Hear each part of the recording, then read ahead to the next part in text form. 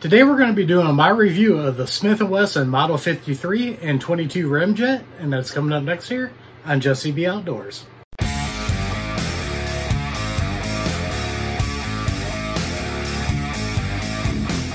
Welcome back everybody, and don't forget to like, share, and subscribe, hit that notification bell, leave a comment down below if you like videos like this. First off, I'd like to thank my pastor Chris again for loaning us another gun to the channel to do a video on.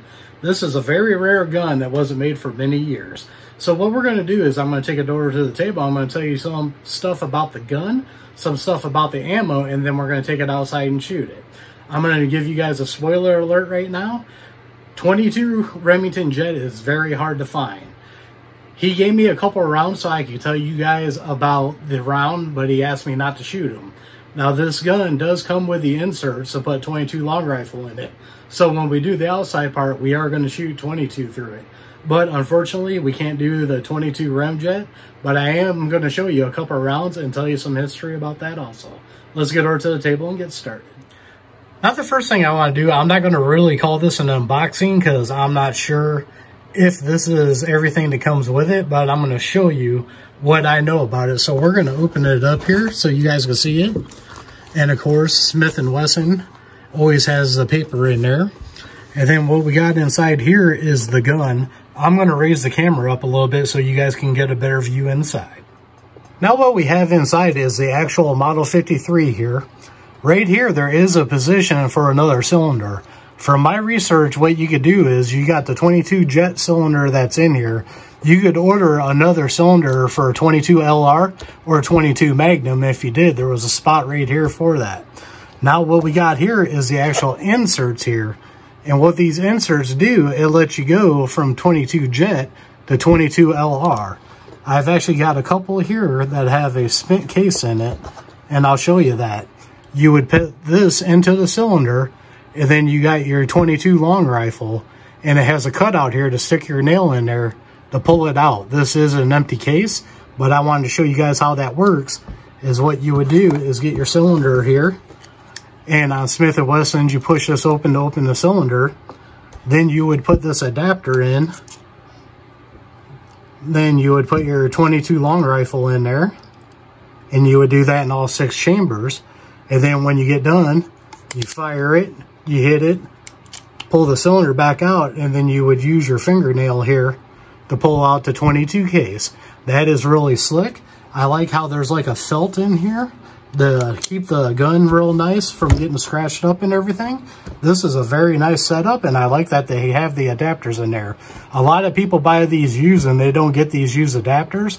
From my research, there is a company that makes these, but I heard they're not as good as the original ones. The Smith & Wesson Model 53 is made on the Smith & Wesson K-frame. It comes with target sights on it. The rear is adjustable for windage and elevation, and the front one is blacked out. The cylinder on this is made to hold 6 rounds of 22 Ramjet. This is a double action and single action revolver. As you see here, the Model 53 has 2 different firing pins. The one pin is for a center fire cartridge and the other one's for a rim fire. On the hammer here, you can see there is a little switch, and you have it in this position to fire it one way, and then you flip that switch up to the top to hit the other firing pin to fire it the other way. Now you can see on the barrel here, the 22 Jet uses actually the same barrel as the 22 Magnum. Now this version we got here comes with a beautiful old Smith & Wesson bluing and the wood grips. Now I want to just do a quick demonstration for you guys. What you would do, you would fire all the cylinders, pop this open here, and there would be all your adapters. And just for a demonstration, I left one of the empties in here. You would pull it out like that with your fingernail.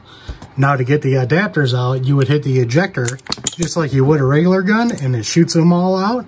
And if one gets stuck, you would just pull it out just like you would normally. And then you would put your adapters back in the box. Very nice, easy solution to be able to shoot this gun with 22 long rifle or 22 Magnum.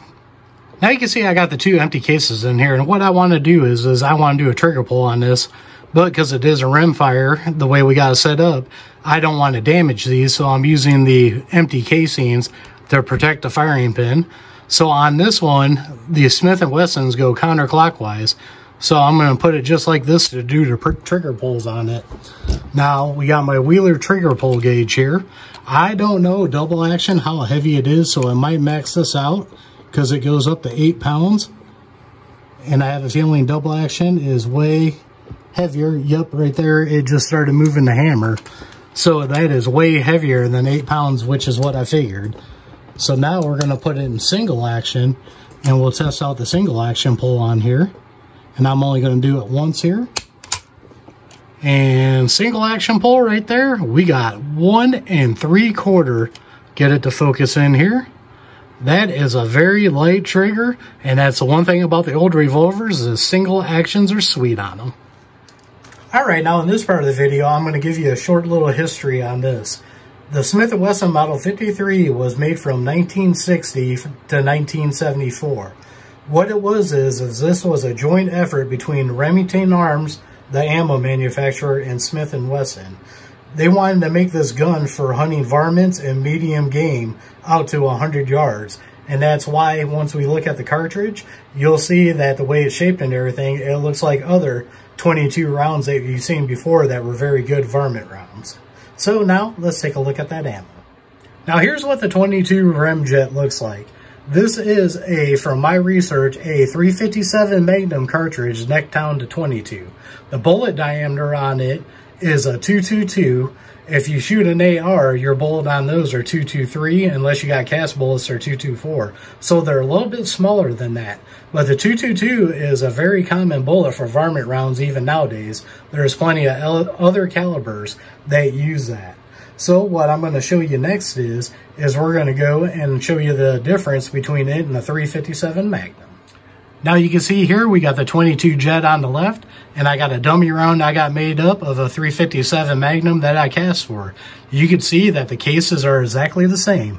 Now actually this silver case that I got right here, this one is an actual, let me focus on the back here.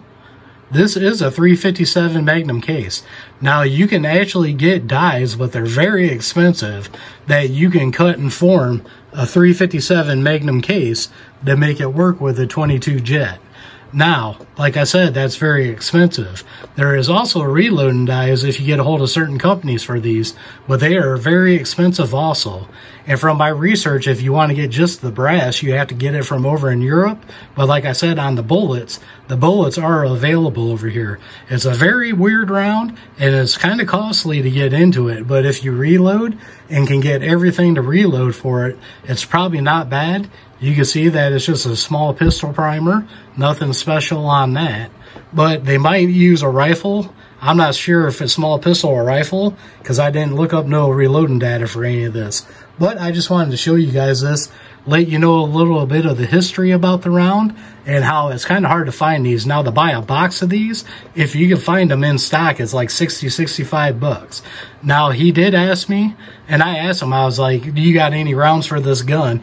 And he says, I only got a few. He goes, I'll let you take a couple to do a video on to like tell about the history of it, but unfortunately, because it's so rare and hard to find, he told me I cannot shoot these. So now what we're going to do is we're going to take these outside and we're going to use those adapters in it, and we're going to fire a couple of different 22 LRs through it just so we can get a shooting experience with it, and I can tell you my shooting thoughts on it.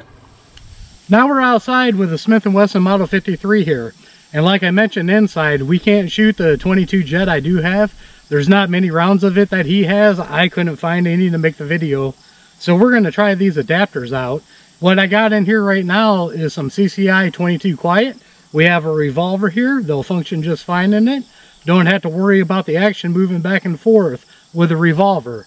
Let's go at the big silhouette here and do a double action pull and see what we think of it here. All right, actually very nice and smooth.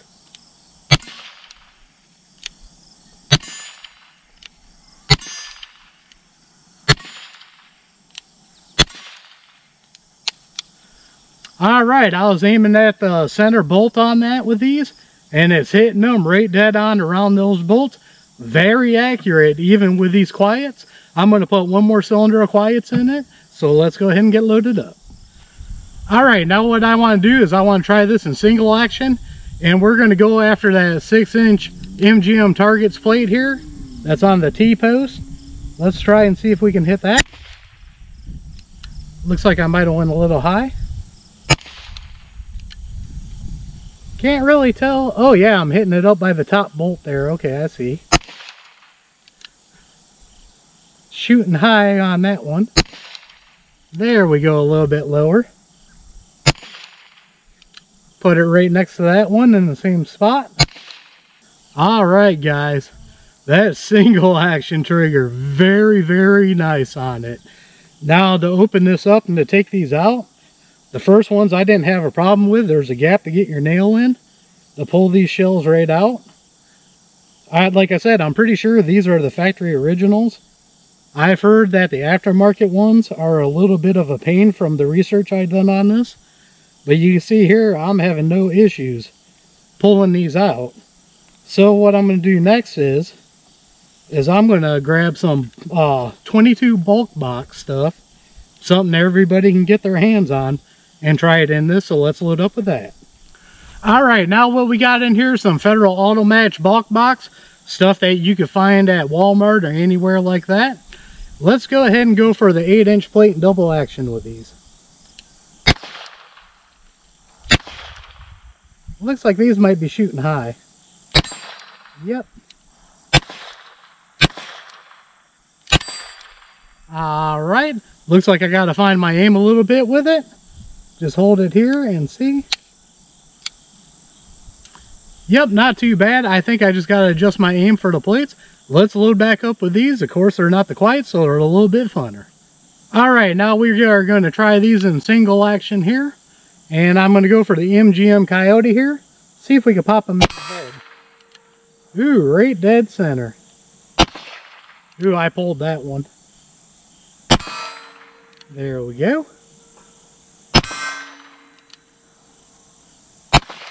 Oh, pulled it again. Not used to this trigger. I'll tell you what, guys, the single action on this, click, is very nice. What I want to do is I want to load it up one more time with those Federal, and we're going to like do a couple of control pairs on a couple of these and see how it is that way. Alright, what I'm going to do is I'm going to start on the big silhouette, go to the small silhouette, and then go up to the big MGM gong.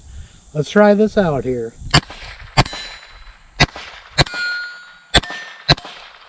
Not bad at all. Couple of misses, but that's because I'm not used to this gun. Let's try something a little bit more powerful. Now we got loaded up some CCI Stingers.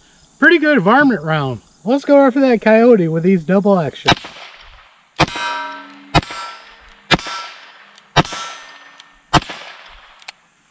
Alright, not bad at all. You can tell it had a little bit more kick, but with this K-frame, still nice and easy to shoot. Pretty sure that Coyote's dead, even though we did miss one. Let's try it in single action.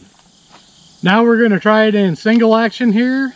And let's try the small plate here and see what happens with that. Alright, we popped that one, no problem. Alright, let's try the bowling pin. Alright, pop the bowling pin. Try the gopher. Alright, pop the gopher. Let's try to pop the big silhouette in the head. Ooh, down in the chin, close enough for me. That would have taken him out. And let's try the Coyote head again from MGM Targets. Alright, popped him right in the nose. That should have been the last one. Alright, I'm going to do one more round with those, just because they're a lot of fun shooting those stingers. Alright, we're not going to fire another cylinder of this. We're going to start off with the negatives of this gun. And the only negative I could find is sometimes these 22 shells do not want to come out of the inserts good. I even pulled the inserts out. I can't get my nail underneath them. I didn't bring anything with me to knock them out. So we're going to end the video here on shooting. To me, that's the only negative I see. It's cool they give you the inserts and everything, but that can be a pain on it, trying to get those shells out of there. Just letting you guys know. But besides that on this gun, I really wish I could have shot the 22 jet through it to see the full potential of this gun. But shooting the 22s we did, this gun is awesome, just like every Smith & Wesson I ever shot. Beautiful bluing on it, beautiful wood grips, Beautiful double action, beautiful single action. It's an old Smith & Wesson revolver. What is there not to like about it? Old Smith & Wessons are just awesome. So I hope you guys enjoyed the video on a gun that you probably don't see that often, the Smith & Wesson Model 53. So once again, I'd like to thank my pastor Chris for loaning us another gun to do videos with. Chris, thanks a lot. I appreciate it.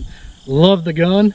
Of course, there's nothing that you really can't like about it, except for the shells getting stuck in. That's going to happen though when you have adapters like that. So as always, don't forget to check the links out down below.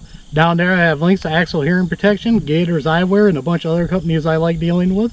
Some of them are affiliate accounts and do help out the channel for ammo and other things. Also, don't forget to like, share, and subscribe. Hit that notification bell. Leave a comment down below.